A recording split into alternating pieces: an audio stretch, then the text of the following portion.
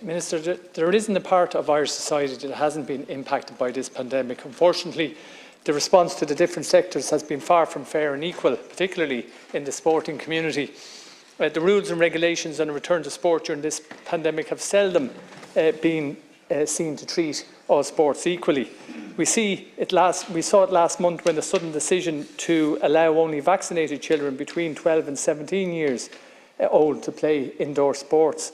This decision caused much pressure and stress on coaches and volunteers across the state, and they turned children away from training matches. Thankfully, the Minister eventually saw sense and engaged with stakeholders and rescinded the decision. On Monday, I was delighted to see a major investment into sport of nearly 80 million to help sporting organisations recover from the impact of the pandemic. However, once you dig into the figures, you can't help feel a sense of disappointment and unfairness because there is an ever-growing gap in sporting organisations outside of the GA, IRFU and FAI who are being treated, it seems, particularly fairly or extra generously compared to smaller sports. We have the vast majority of sporting organisations being treated like afterthoughts, really, when it comes to funding. For example, we have Basketball Ireland, a sporting organisation with a higher than average level of female participation, certainly significantly better than rugby, and an organisation with over 250 clubs spread right across the island.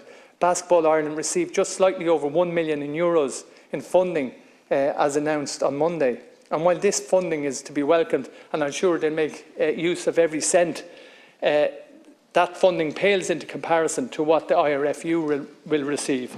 The IRFU has around 50 clubs across the island, and whole chunks of the island have no rugby clubs present at all.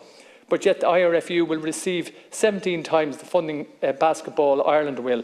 And you have to ask, where is the logic in this? Funding allocation gives the impression that funding is 17 times bigger or more popular than basketball. And club numbers don't reflect this. We need to see funding that reflects sporting participation, not funding based on who can lobby the best. We need a sports facility strategy, and we need to see fair play in Irish sports funding.